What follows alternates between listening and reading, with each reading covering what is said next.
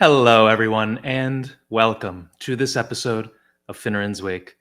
I am, with unwavering commitment to the cause of great conversation, your faithful friend and host, Daniel Finneran. Thank you all so very much for joining me today. If, dear friend, you find the conversations on this channel enlightening, entertaining, stimulating to the mind, or nourishing to the soul, please do consider subscribing to this channel. What we have here is a small but growing community of inquisitive minds and fearless thinkers, among which and among whom, I can assure you, yours most certainly belongs. Be sure to like this channel, share it with a good friend, family member, and subscribe to this channel for more content. Now, my guest today, with whom I'm most fortunate to have the chance to talk, is James Ellman. A graduate of Tufts and Harvard universities, James is the author of 4 books: Hitler's Great Gamble, Operation Barbarossa, The Axis Defeat in World War II, and his latest work, MacArthur Reconsidered, of which I have, and you should promptly get yourself a copy once this episode has concluded. When he's not writing erudite books about history, James is an investor overseeing mutual funds. He resides with his family on the crown jewel of the Pacific, Oahu, Hawaii. James, thank you so very much for agreeing to join me today. Great to be with you, Daniel. So before we get into the argument for his being reconsidered and undivinized, perhaps knocked down a peg or two, tell us in brief, who was Douglas MacArthur? Well, to start with, my book tries to look at what made Douglas MacArthur famous. And at the end of the day, while there are many things he did besides being a military commander of large bodies of men in wartime, such as being chief of staff of the Army during peacetime, during the Depression in Washington, or being the U.S. administrator of the occupation of Japan after World War II, he really is famous for being a wartime commander. So I tried to strip away the extraneous parts of his life and focus on whether or not he was indeed a great commander, mediocre commander, or a poor commander. And I come to the conclusion that he was a relatively poor commander, and in many ways, the most dangerous general in U.S. history for a country that believes in having a democracy and the military reporting to the civilian government with elected leaders. Right. So in terms of Douglas, he was born an Army brat of a famous general, Arthur MacArthur Jr., who had won the Medal of Honor in the Civil War, and then had gone on to lead the U.S. force that suppressed the Philippine insurrection when the U.S. conquered the Philippines in 1900. His mom, Mary, or went by Pinky, was a real helicopter mom who followed him around his entire life. And he was going to go into the family business, which was the Army. That was always the plan. He did go into the Army. He was the top graduate of West Point.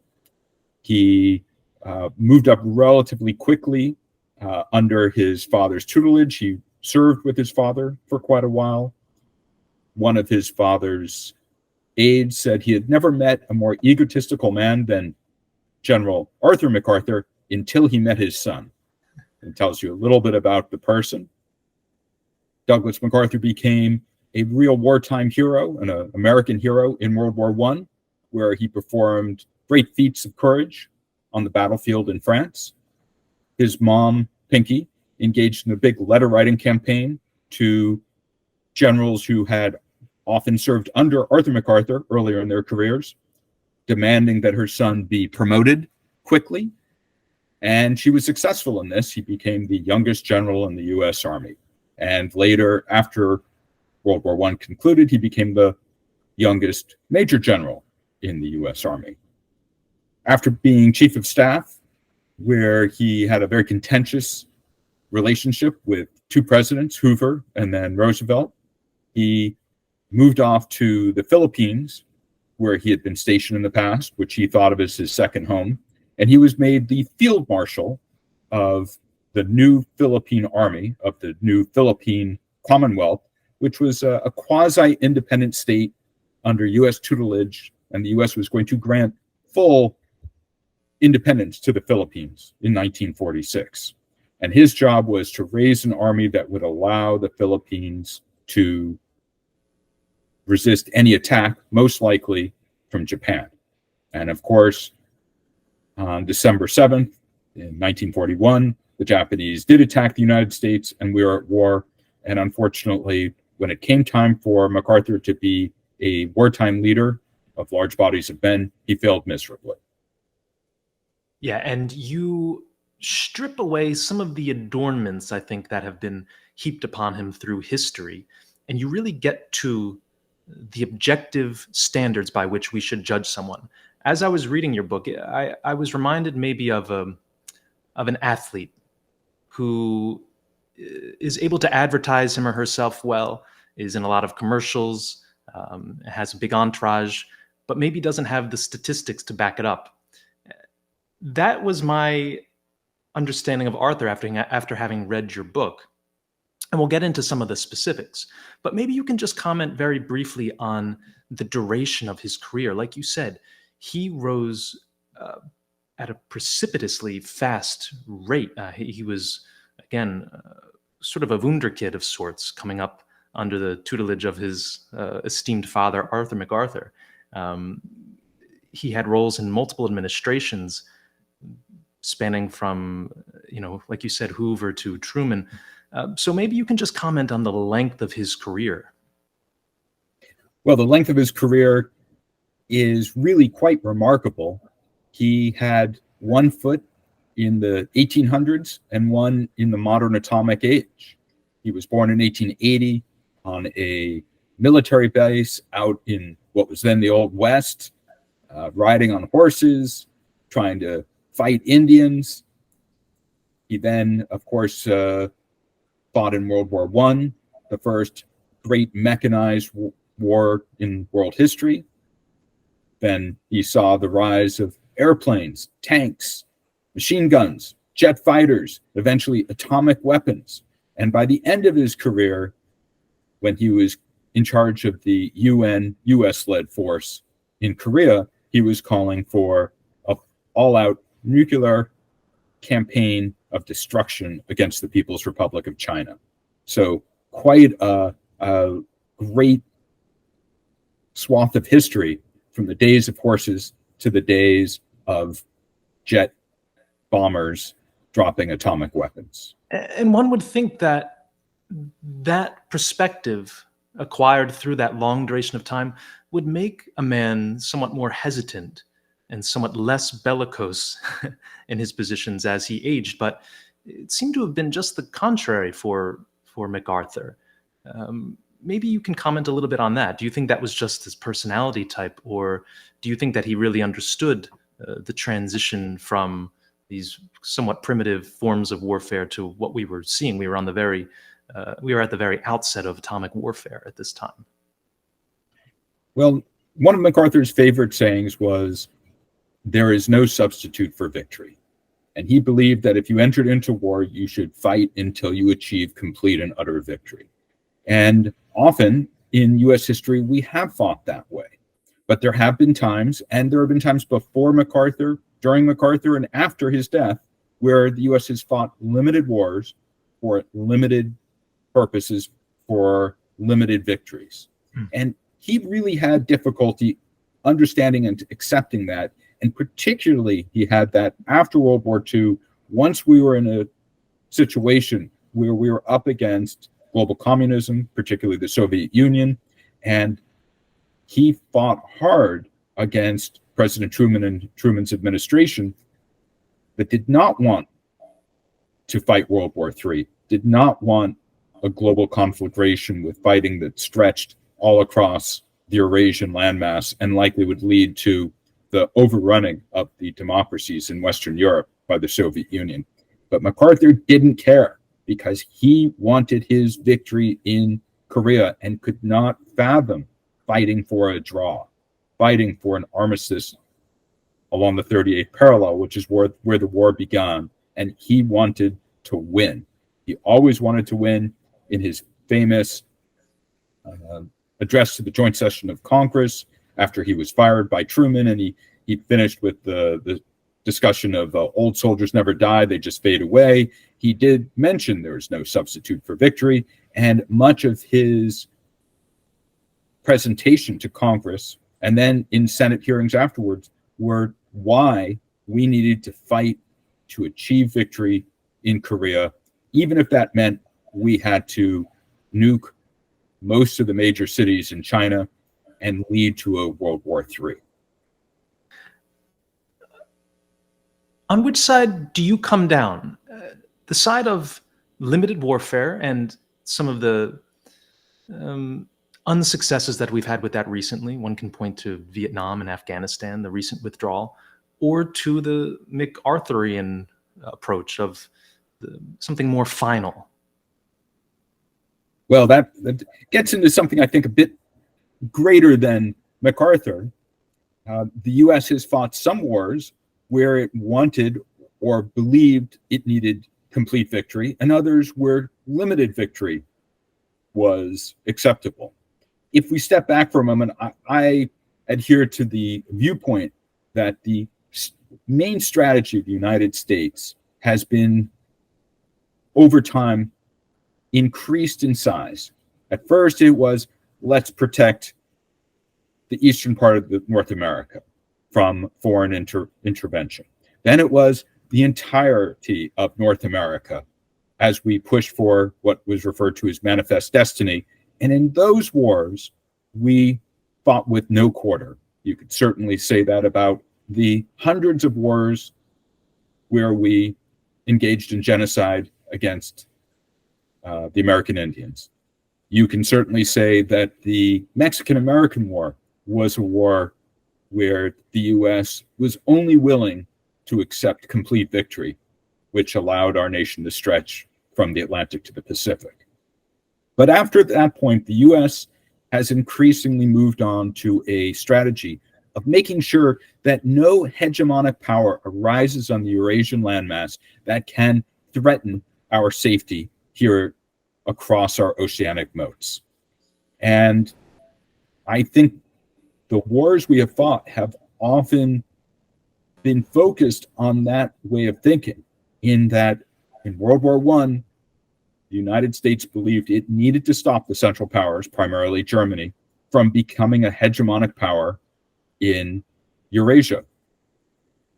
Something similar, of course, took place in World War II. We felt we needed to stop the Nazis. We needed to stop the Japanese. We could not allow them to become so powerful that they could attack us here.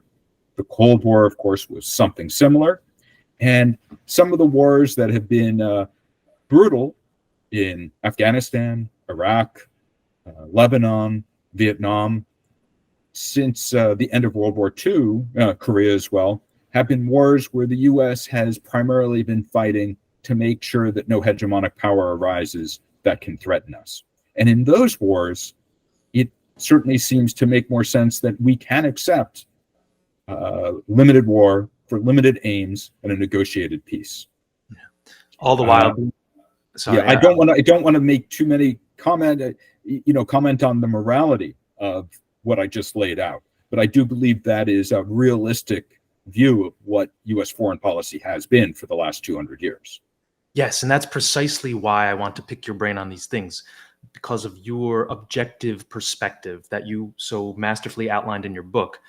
I want to know some of your thoughts about current contemporary issues, into which we'll get in a little while, but that certainly gives me a good perspective of your thinking on this.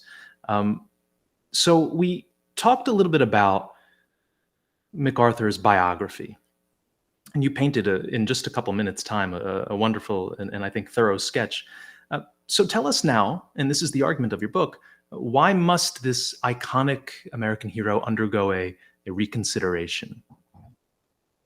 Well, I think with MacArthur, we can maybe step back and think a little bit about what Dwight D. Eisenhower said, who was MacArthur's aide in both Washington, D.C., and then in the Philippines.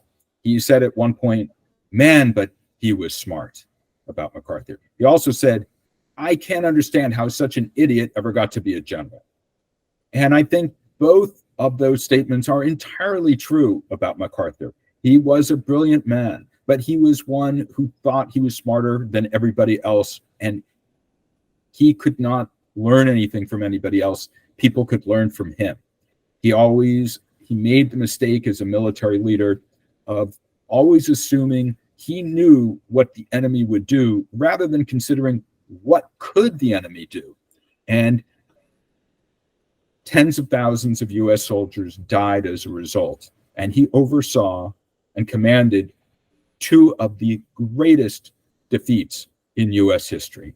One in Luzon, 1941, 1942, and then in the northern part of Korea in 1950, 1951. He also believed in a certain level of politics that, since he was so right and his beliefs were so correct, and he happened to be a relatively hardcore Republican, that he shouldn't have to listen to the presidents, particularly when he disagreed with them. And I would say one of his greatest legacies is that the US military has rejected the Douglas MacArthurs of the world. They may study some of his battles and some of his victories. They certainly also study his defeats. But if you look at the generals and the admirals today, they work assiduously to stay out of politics while they are in uniform.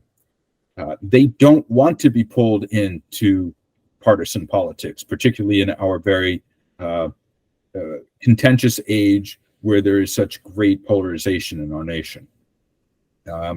General Milley, I don't know if anyone could really avoid controversy if you're working in the Trump administration, and he was not alone in becoming controversial at this point. And I was going to raise his name. Yeah, I'll just interject really quickly. Sure. When I talk to some people about this issue, it seems like there's an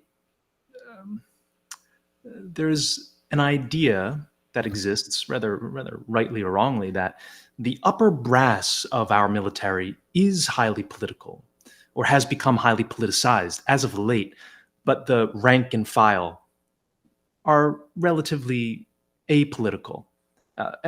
This isn't applicable only to the military. It seems to be the case, or in people's thinking, the case for the FBI and the CIA and the other sort of the intelligence communities of that sort. So how would you respond to people who make that charge? Is there any ground to it? I do not believe that the brass in the military have become partisan, at least in public. I'm sure that each and every flag officer in the U.S. military has strong political opinions, may tend to vote for one party versus another, but I think they work as hard as they can to not show those colors in public. I don't know as much about the rank and file, but there's an old saying that any general in the U.S. Army right now, of course, he's a politician, but that's a politician trying to get his star and get another star and then another star, versus getting up in Washington, either at a podium or in front of a congressional committee, and saying that he supports the Republicans or he supports the Democrats. I do think that the military brass works very hard not to do that and to appear as a competent, technocratic, nonpartisan organization in the United States. Of course, once you leave office and hang up the uniform, you're welcome to go run for president. However, we haven't really had that many former military leaders running for president of late. MacArthur stands out in that he ran for president 3 times while in uniform. And there's now a law against that, and I don't believe we would see that again. And I do think most of these colonels, captains, generals in the Navy and in the Army would be very unhappy seeing a partisan political leader in the Joint Chiefs of Staff in Washington. That is not what they want. They believe that would erode their readiness. They believe it would undermine the competence of the military and its support from all sides of the political spectrum in the United States. So when we talk of military leaders, highly popular military leaders becoming political leaders, one's mind is automatically drawn back to Julius Caesar. Now, in his widely popular 1978 book, American Caesar, to which you make reference in your book, biographer William Manchester compared MacArthur to Julius Caesar. Now, having thoroughly studied the man, do you think that this comparison is apt, or is Manchester perhaps stretching a bit too far in his effort to link the two together? Well, American Caesar, it's a great title, and I'm sure it helped sell some books. However, he was not a Caesar. Caesar was able to win many battles when he was massively outnumbered. He understood his foes, and he figured out ways to defeat them. MacArthur often was defeated by his foes and found ways to blame others for his faults. Under Caesar, many of his subordinates came to real prominence. Under MacArthur, he refused to allow the press to give any real support to any of his generals that did great things.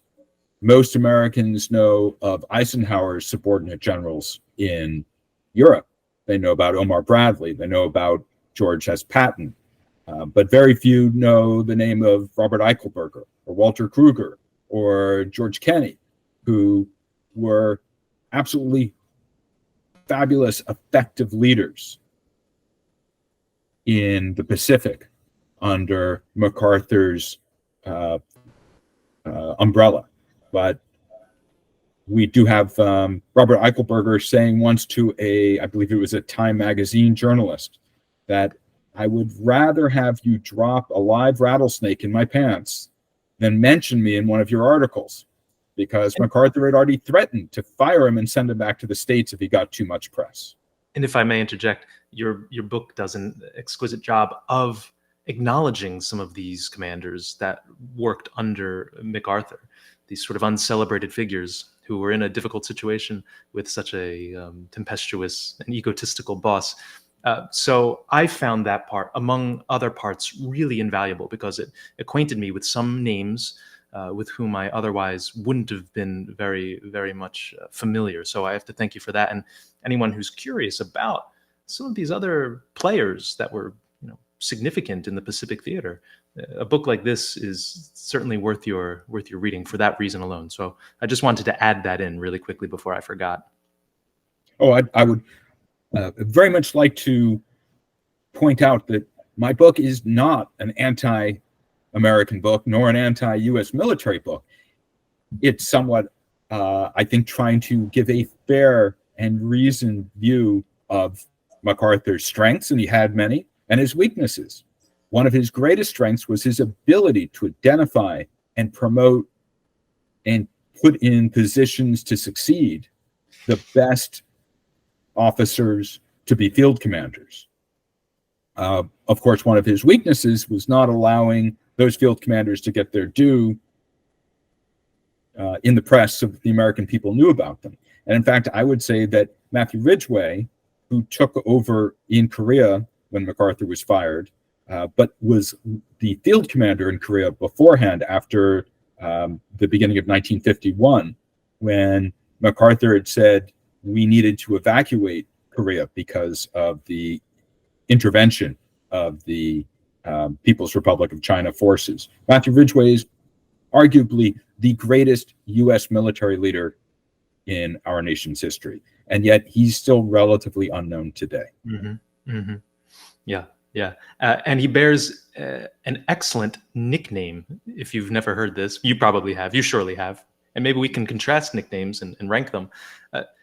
Douglas MacArthur was known somewhat unaffectionately by his men as Dugout Doug, and perhaps you can tell us exactly why. Matthew Ridgway bore the much more intimidating nickname of Old Iron Tits, which always cracks me up. I love that nickname. So comment for a moment, if you would, on Dugout Doug and how he received that nickname. Well, first, just to mention on Ridgway's nickname was because even though he was a multi-star general, he was always seen around the battlefield in combat fatigues and wearing a grenade on one chest strap and a metal med kit on the other. That's where his nickname came from. The idea of the general at that rank actually needing a grenade seems unlikely. However, I will mention that Ridgway was a paratrooper general in World War II. Paratrooper generals, airborne generals, jumped with their men, and he was actually wounded by a grenade by the Germans in World War II, to give you an idea of how close he was to the action. Now, moving on to Dugout Doug. After the beginning of World War II, MacArthur had several hours' notice in Manila that the Japanese were about to attack him. He had a very large and significant and modern Air Force, a larger Air Force than what the U.S. Army Air Force had in Hawaii at the beginning of Pearl Harbor. However, he froze up, refused to do anything, and more than half of that Air Force was destroyed on the ground several hours after the attack on Pearl Harbor and after he was informed that an attack was forthcoming. He lost air superiority the first day of the war. Then he continued to stick with his plan, which was to defend Luzon, the main island of the Philippines, on the beaches. This was in contrast to War Plan Orange that had been around since the 1910s, 1920s, which said that unfortunately the Philippines is just too far away from the mainland of the US, even too far away from Hawaii, and too close to Japan, and particularly too close to Japanese military bases on the island of Formosa, now known as Taiwan, to be defended.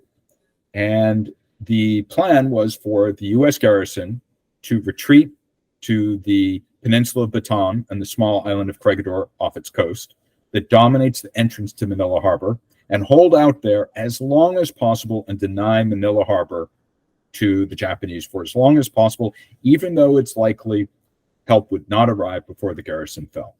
MacArthur refused to do this, even though he had received significant reinforcements from the U.S. because he had said he could defend Luzon. He had raised an army of more than 100,000 men. He said he could defeat a Japanese landing force of upwards of 100,000 men. The Japanese landed 40,000 men along the Lingayen Gulf beaches, exactly where MacArthur thought they would land, and pretty much everyone else expected them to land there, and that's exactly where MacArthur landed when he came back in 1945. That's strategically the place you land. And MacArthur's troops, his Philippine troops, scattered in front of the Japanese, and MacArthur failed to send forward his best troops. For example, he had a Marine regiment that was a veteran regiment. He didn't use them. He had 100 modern battle tanks. He didn't use them. And he ended up having to quickly retreat to Bataan and Corregidor. He got most of his men there. The problem is he had forgotten to supply that bastion to hold out in a long siege, even though that had been the plan for more than 20 years. Most of the supplies that should have been there fell into Japanese hands, either on the docks of Manila or on the Luzon plain in warehouses. So his men began to starve and suffer from malaria and other tropical diseases almost as soon as the siege began. Now, MacArthur hung out in the Malinta Tunnel, a fortified tunnel on the island of Corregidor, for almost all of the next few months during the siege. He was somewhat akin to Achilles, sulking in his tent rather than going out to fight, even though he had been a great wartime leader along trench lines in World War I. But he only went to Bataan, where those trench lines were, where the front lines were, once in multiple months. And the question is, why didn't he go and see his men and help try and manage the defense.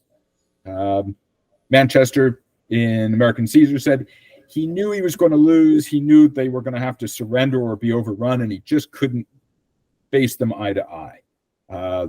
That sounds like a good description of cowardice to me.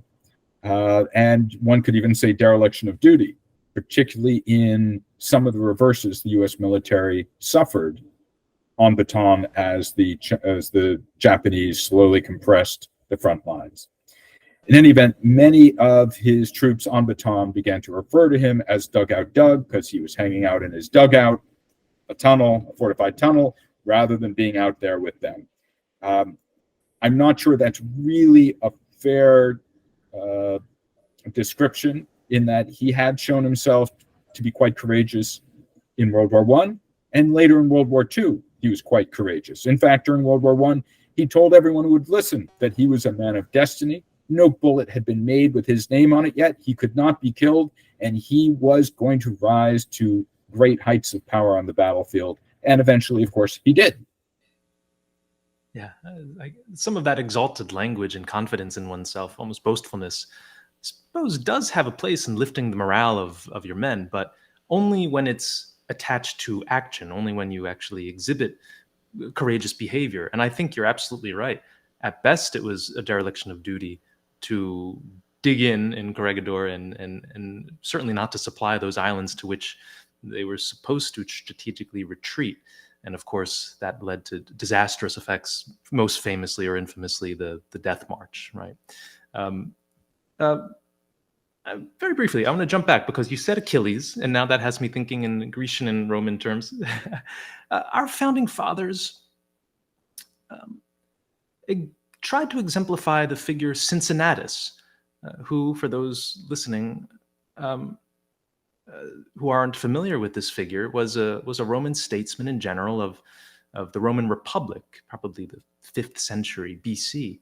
And he famously was kind of offered a dictatorship, but denied it and went back after a battle to his plow, to his farm. And they would contrast that type of figure to the Caesarian figure, the Julius Caesar type, who took the opportunity to cross the Rubicon and ultimately take political control of the Roman Empire. Maybe you can just comment on those two figures very briefly, bringing them together and kind of tying a little knot. Well, MacArthur definitely seemed a bit more like a Caesar or a Roman emperor in terms of his entourage, that he surrounded himself. While he chose great field commanders, he chose what Eisenhower referred to as bootlickers for his staff. Many of them were quite incompetent. Many of them were very reactionary in their politics. One of them was actually referred to by MacArthur as his pet fascist. It was General Willoughby, his intelligence commander, thought that General Francisco Franco was the greatest man alive. And in fact, after he left the U.S. Army, he became a lobbyist for Francisco Franco. MacArthur wore the trappings of, you could say, an American Caesar, an American emperor, with his prop, extra long corncob pipe and his aviator sunglasses and his rumpled hat. In comparison to maybe someone like a Robert Eichelberger, was a bit more like a Cincinnatus, perhaps, who was almost always at the front with his men, who during the Battle of Buna in Papua New Guinea lost 30 or 40 pounds in just a couple of months and suffered greatly with his men in a malarial swamp with no hot food, few supplies, fighting against Japanese and in some of the most horrid circumstances. That was definitely not what MacArthur was in World War II, and definitely not in Korea.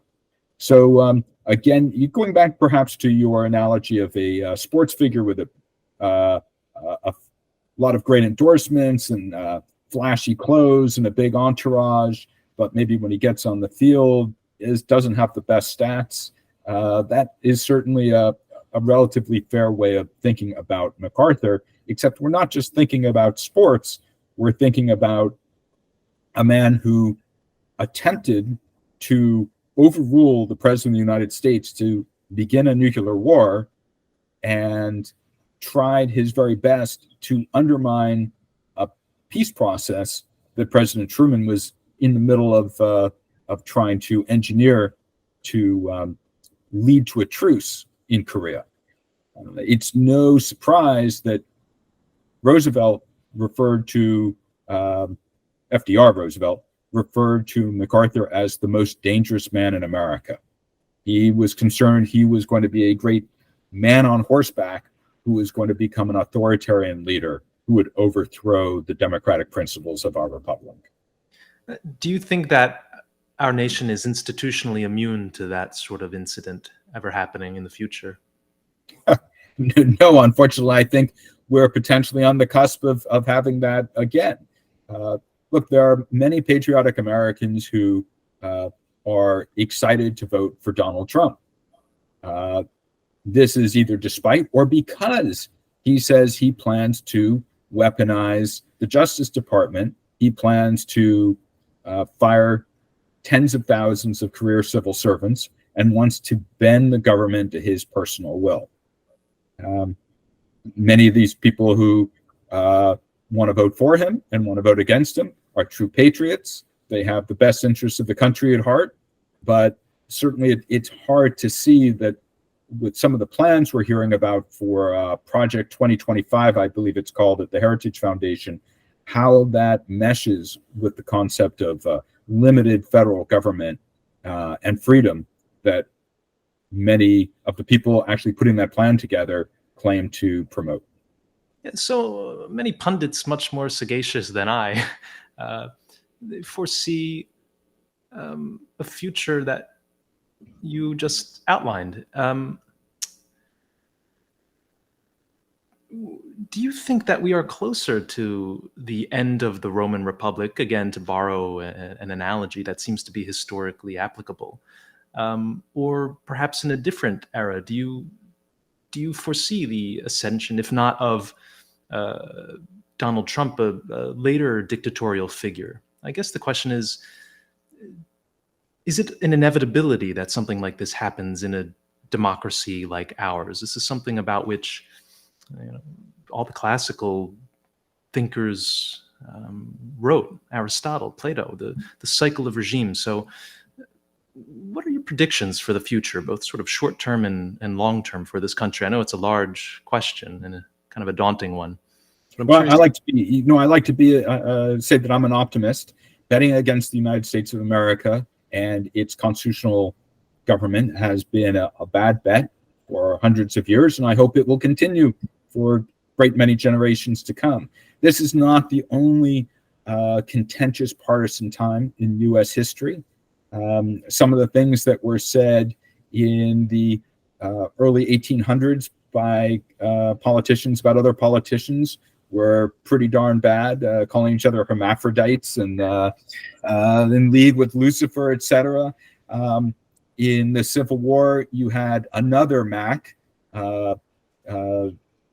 running as president against President Lincoln, hoping to end the war if he had been elected, and leading to the secession of half the country as the Confederacy, where slavery would have been enshrined forever.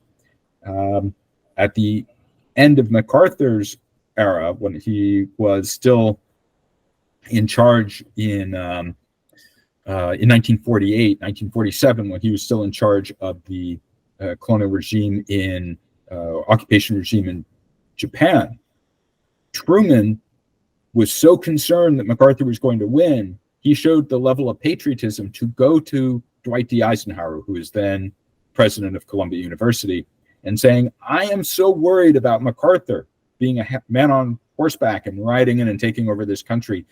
I would like you to run as president on the Democratic ticket, and I will be your vice president. He was actually president at the time and was willing to become vice president to Dwight D. Eisenhower solely to protect the nation.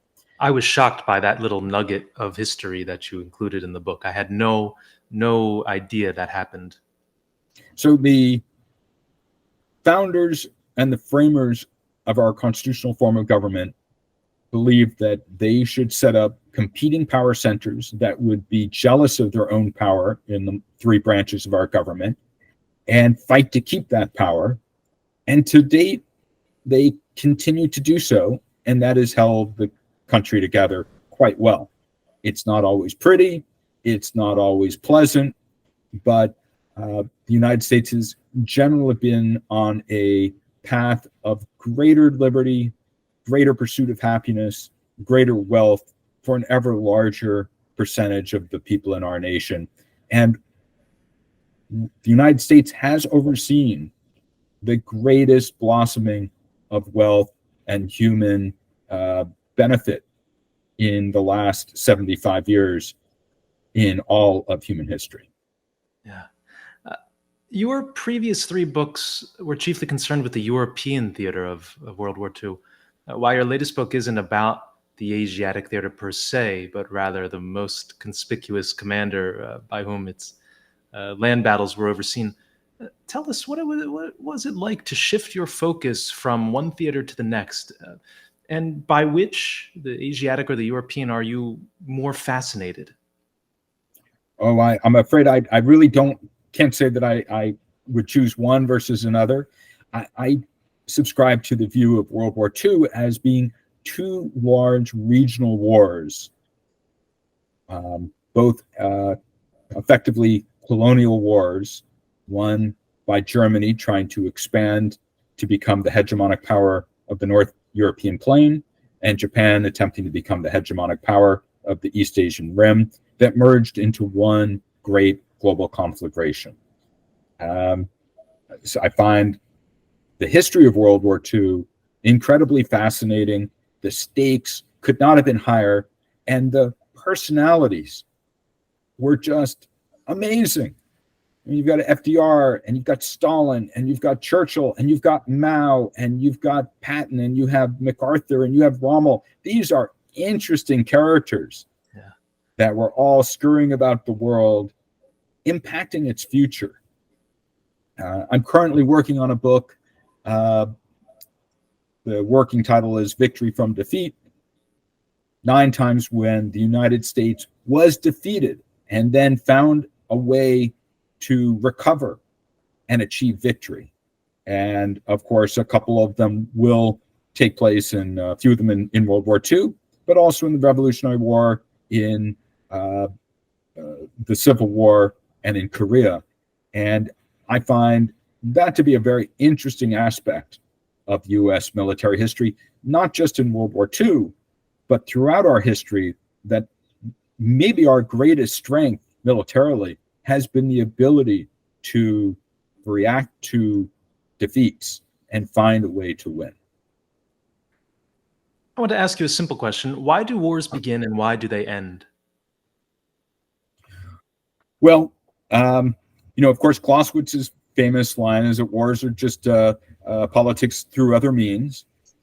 However, one thing that does seem interesting is how often wars begin that the participants, or at least some of the participants, do not want to fight, and how often they can be pulled into wars that they don't want to fight, and it's not necessarily clear what their goals are, except sometimes to make sure that their opponents do not achieve victory. And it's difficult to win such a war. The U.S. knew exactly what it wanted when it started the Mexican-American War. It wanted to seize the northern half of Mexico for itself. And it did. And there's everything from California through New Mexico has remained part of the United States. And it also enshrined that Texas would remain part of the United States. It's not clear necessarily why we started our war, for example, in Afghanistan. We were attacked. We wanted to go and get rid of the people who had attacked us. We did that, and then our mission morphed into something much greater, into trying to create a democracy and stand up a government in the nation of Afghanistan that had been the graveyard of multiple empires before. And it's surprising that we were as successful as we were and able to keep the Taliban from taking over the country with such a small number of men.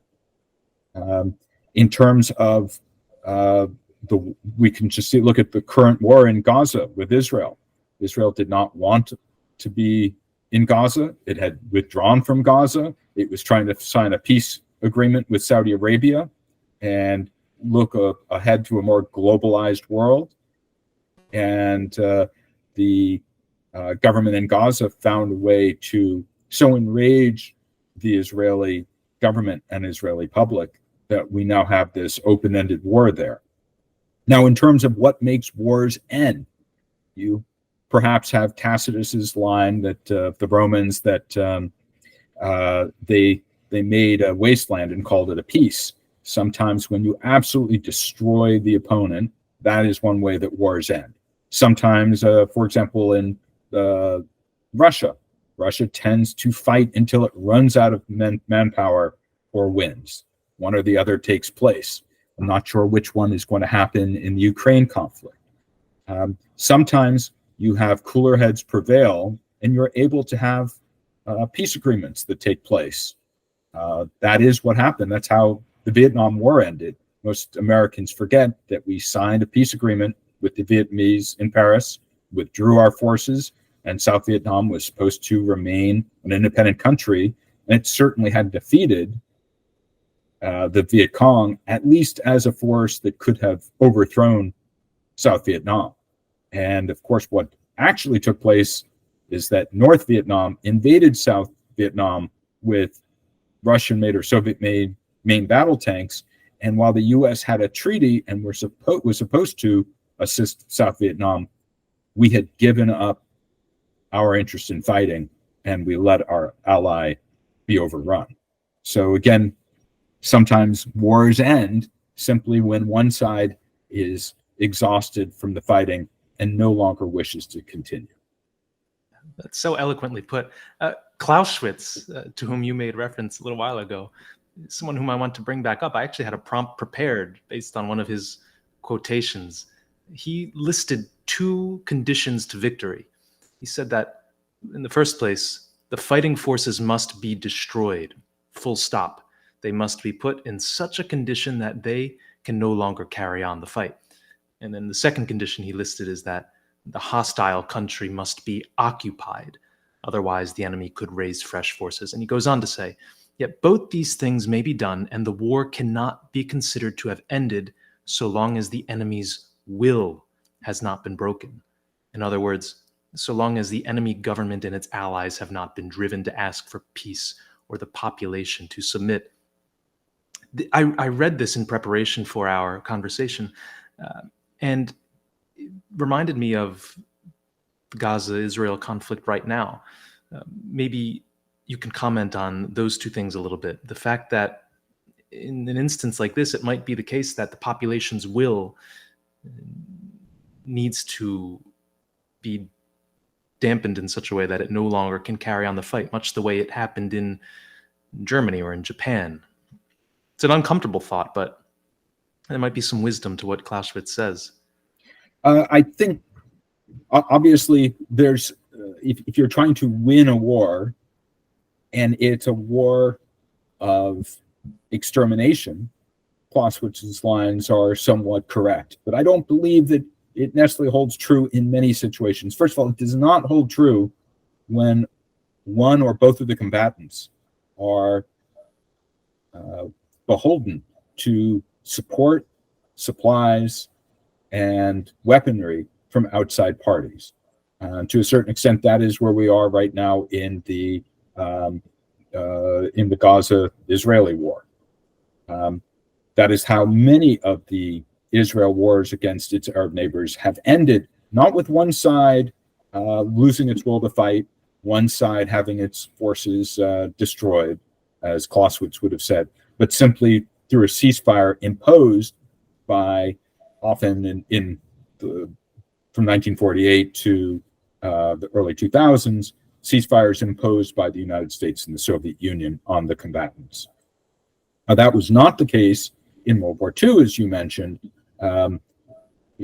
with what took place in Germany or Japan. There was very little in the world attempting to withhold the power of the United States and the United Kingdom to kill as many civilians as possible in Germany and in Japan. McNamara, who worked for the US B-29 force that was bombing Japan, eventually became Secretary of Defense in the US. He said later that if we had lost the war, he and his fellow planners for the B-29 missions would have all been tried as war criminals. Certainly, what happened in Dresden, what happened in Tokyo, what happened in Hiroshima is difficult to support in terms of how many today talk about war, how you can only specifically target clear military installations, and any civilians who get in the way and are killed, that's simply a war crime. I'm not sure that's the way the laws are actually written. I don't believe they are. And it's certainly not that is not the US way of war, which has been to utilize massive firepower, often somewhat indiscriminately, against our enemy. So I'm not sure I necessarily agree with that Clausewitzian view, but I think we need to step back and think about the wars in which he was engaged, which were these wars that were brutal, but were somewhat more capture the flag sorts of wars that you had across Europe in the Napoleonic era. That did not often lead to the extinguishment of entire nation states and the peoples of those nations, versus, unfortunately, some of the much more brutal wars we saw in the 20th century. Very eloquently put. And I thank you for that very thoughtful response to a difficult question. We only have a few minutes remaining. I want you to tell us a little bit about how you balance your twin passions, history and finance. To which do you devote the majority of your brain power or your leisure time? Oh, there's not too much balance at this point in my life, and there was not much balance in the past. I came out of business school and became a portfolio manager of mutual funds, eventually started a hedge fund and worked in the hedge fund space for 10 years, and eventually got to the point where I was able to go back to my great passion of history, particularly military history, and I believed I had a few things to say and decided to write about them. And shockingly, have been able to get published, and some people have actually read the books, and I've had some terrible reviews, but I've had some good reviews. And I would say that the New York Times, Thomas E. Ricks reviewed my book, MacArthur Reconsidered. I think Thomas E. Ricks is a brilliant writer. He's won a couple of Pulitzers, and I should probably hang up my hat right now because it's all downhill from here. No, I still do some investing on the side, but I'm primarily working on writing and studying for the books that I'm trying to finish right now.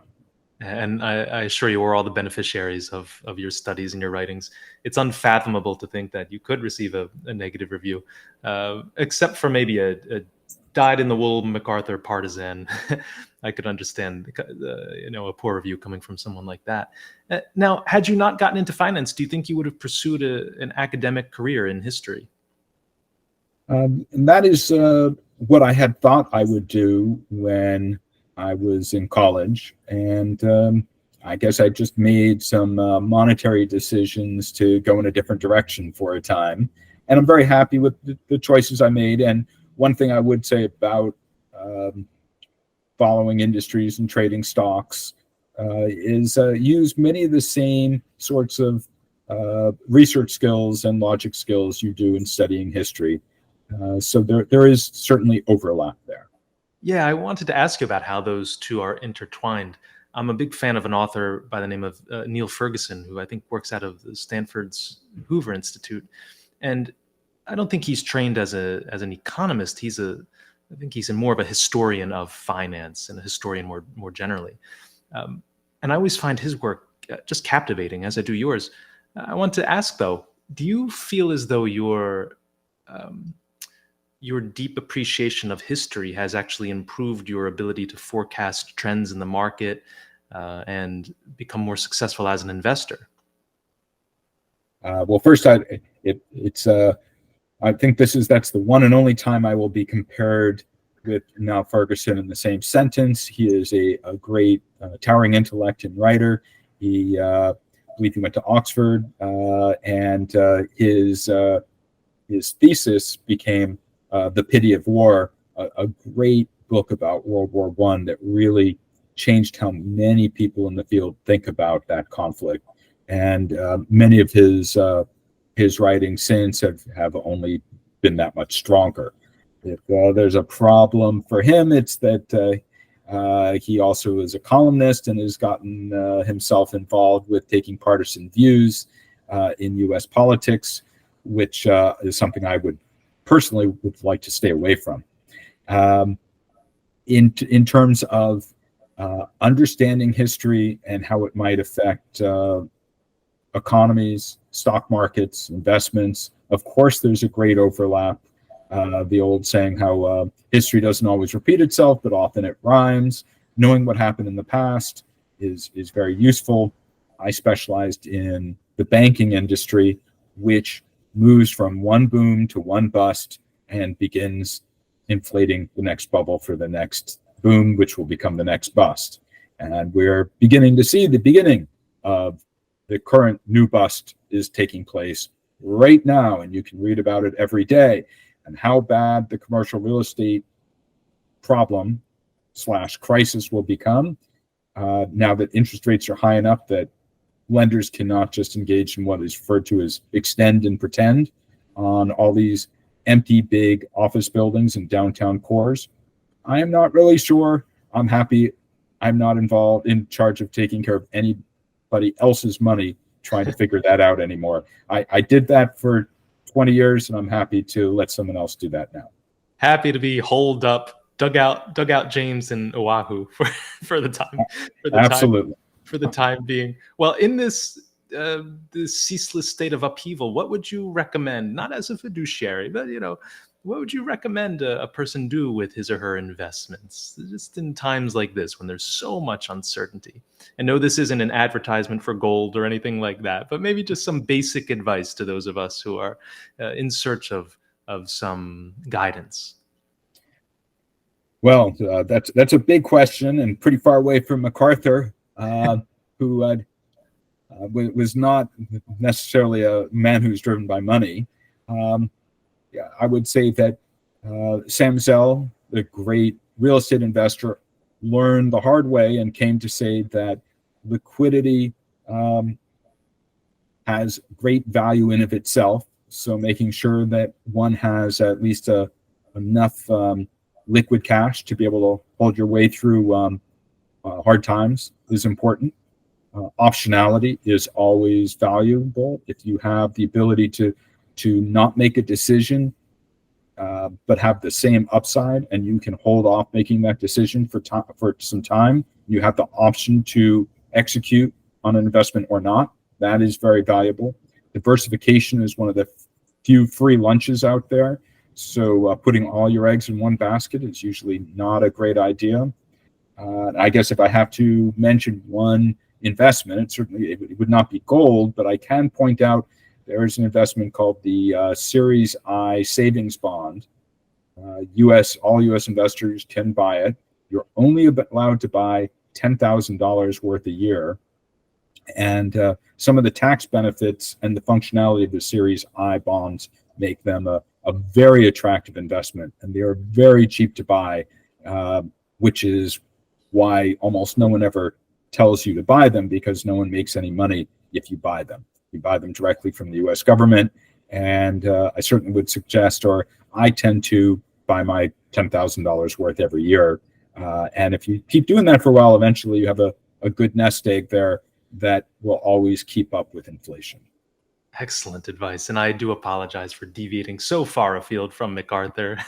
But with your combined expertise of these two fields, history and economics, I couldn't resist. So to all the listeners out there who are sort of curious, what to do with their money in these times of upheaval, pursue those few different investments or those strategies.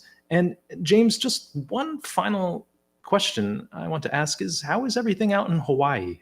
After the fires in Maui, we haven't really heard too much. So much has changed in the world since then. How is everything out there? Well, unfortunately, Hawaii is a place that is being impacted by climate change, just as you have most of the rest of the United States.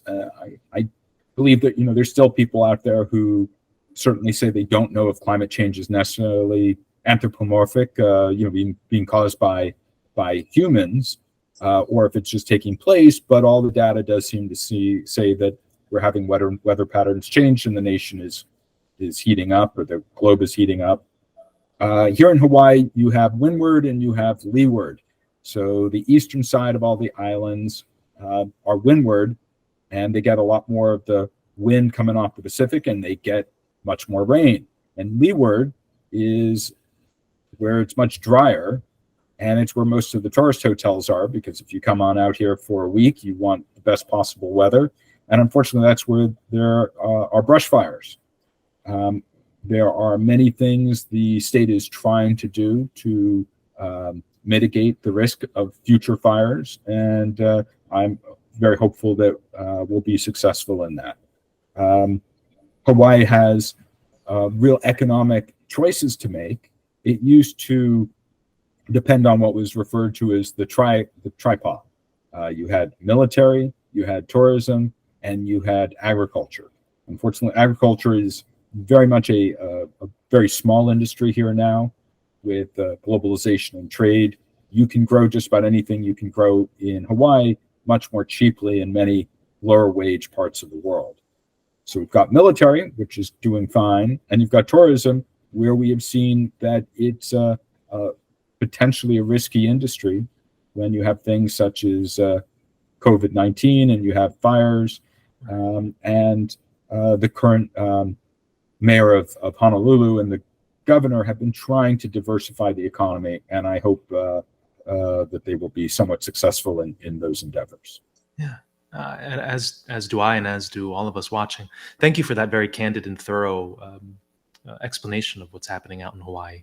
It's good to have an update on our most Pacific, most Western state. So, James, again, I can't thank you enough for being so generous with all your time.